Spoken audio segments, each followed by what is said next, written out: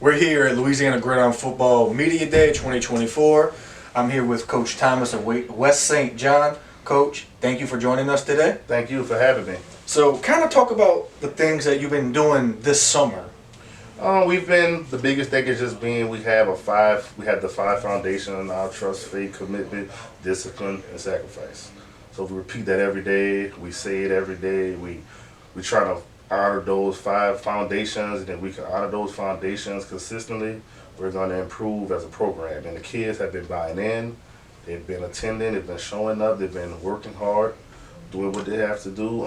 We finishing up our summer. We have 6 workouts left, and we're gonna finish out strong. And we're gonna take us a couple days off and get ready for our fall camp to start up. And we'll just go and have a good week or two going into our fall scrimmage and have a successful season.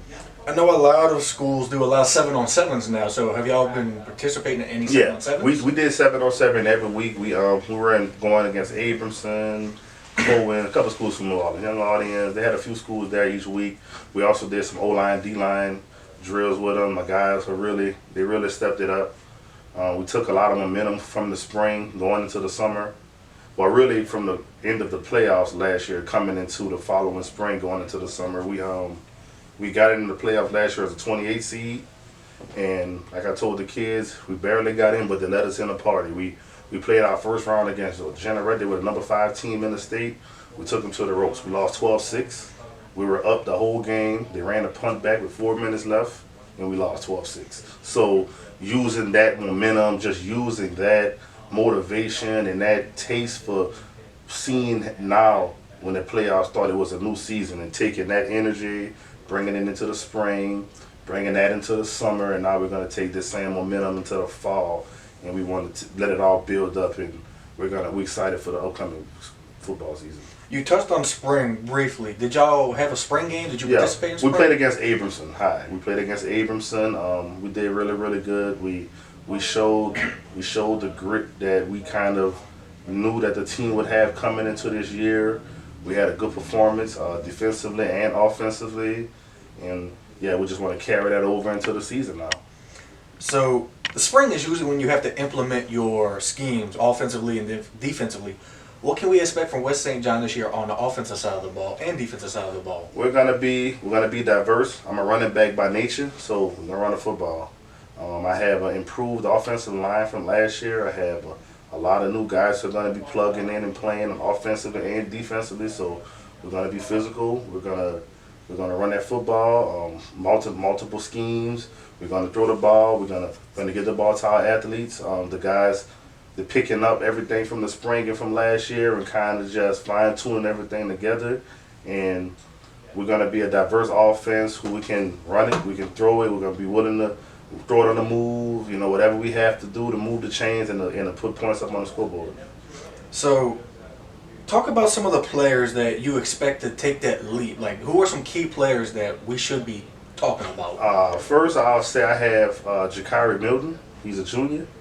He's one of our most dependable guys in the program. He hasn't missed a workout or practice since the day I met him. And this is going into year 2. Him and Jakari Morris, those are my 2 receivers. They're 2 who can play. Up front, I have some new guys. I have Kiwan 5. He's a junior. He's another one to look for. I have a freshman named Aubrey White. He's 6'2", 285. He's a 9th grader. He's another kid who he'll help trend the program in the right direction from a physicality standpoint, just from the body, the size, the frame, the attention to detail, and want to improve. I have a freshman running back named Kalen Gardner. He's another kid who he'll be new addition to what we had. These are guys who didn't play last year, so he'll be going to his freshman year. He can play. I have Giovanni Bartholomew is another slot receiver offensively. And then on the defensive side, Kiwan 5, he's a guy, he's the best one. He's my best lineman, so he'll go both ways. We have Jardé Groves on the defensive side. He's probably our most athletic. He's probably the rawest talent kid that we have on the roster. You have Jardé Groves. He's another one who he can really get the ball moving. He's a college talent. I expect him to sign a football scholarship this upcoming fall. He's been doing what he has to do, working and training. He's the captain. So just staying with him, he's been doing a good job of being in attendance, helping mold the guys into what we want to envision our program to be at. He's been doing a really, really good job with that, though. I got a couple of seniors who this is going to be their first year playing. Two more guys. Solomon Narcisse, he's another guy who is a big body. He's going to be on that defensive line. Darius Patterson, that's another one. He's a defensive end. He's a kid who plays baseball as well. So he's another one who he'll probably sign a baseball scholarship this year, but just another kid who does it the right way.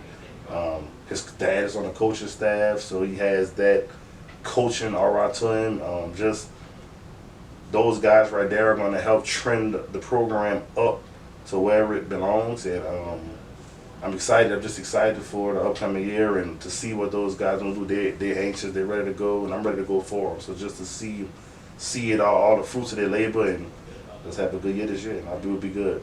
So how many seniors did you lose this past season? We only lost 4 seniors. So you got most of your team back? Yeah, everybody came back. And one of those seniors, he's playing ball collegiate at Colin Smith. He's at McNeese, playing cornerback over there. He's doing good this summer. I'm keeping in contact with him.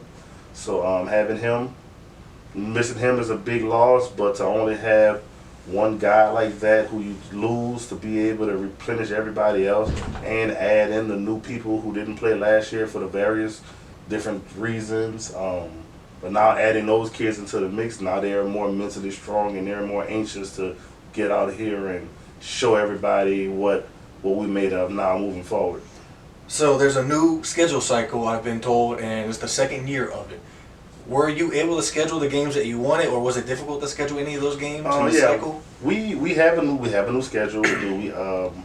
We start off. We play Young Audience in week 1. We play them in a jamboree the following year, so that'll be a good game for us. I'm excited for that one.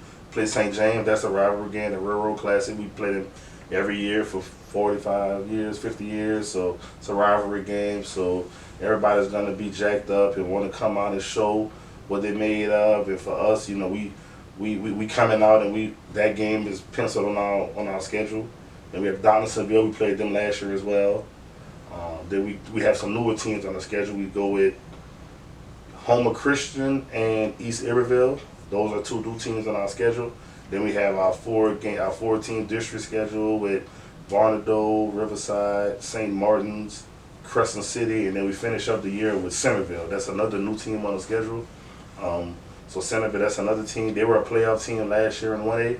So to be able to get those guys in week 10, that'll kind of really get us set up for what we hope, what we know and think that'll be a long playoff run for us. So to kind of get that playoff experience before the playoffs start, that'll be good for the program. So as a former player myself, I know the coach speak is the game that you circle on the calendar is the next one. But is there one for you personally that you have circled on your calendar that you cannot wait to play? Well, I can't wait to play them all because we got a lot of built up that we have to make right from last year. But obviously, you play St. James. Like I said, we 10 miles apart. That's a rival game. That's the same equivalency to Alabama, LSU, Miami, Florida State, USC, Notre Dame. That's what St. James is to us. So obviously, that game is always the game that everybody kind of bullseye. But before we get to them, we need to take care of business in week 1 versus Young Audience. And after we take care of business in week 1, then lights up. Got St. James next, and that's the one that should really wait on. Talk about how involved the administration has been and the community has been with the West St. John football team. Well, they've been very involved and supportive and trusted in the process, trusted in the grind, and we want to come out and we're going to really use all of that support and all of the trust that they've given into myself as the athletic director and head football coach to turn a corner in the program. And like I said, I'm the AD. I do all sports. So as an athletic director, we're trying to build up every sport to this level. But with me being the head football coach as well, obviously, that's the first main task for me is football season, getting that squared away, making sure volleyball has everything that they need logistically and from a support standpoint. But football for me is that's where it starts at, and that's where we have to tip our hat and do everything that we have to do to get West St. John back to the days that everybody in the state of Louisiana are accustomed to seeing from West St. John. If you had to look in that camera and tell the West St. John community one thing, what would it be? I'll tell them that we working, we coming, we doing everything that we got to do to improve and turn the corner on everything that we need to do to make Edgar and Ram Nation proud. So that's what our goal is every day. Coach, thank you so much for joining us today here at Louisiana Gridiron Football Media Day. This has been Louisiana Gridiron Football 2024 Media Day. Stay locked in.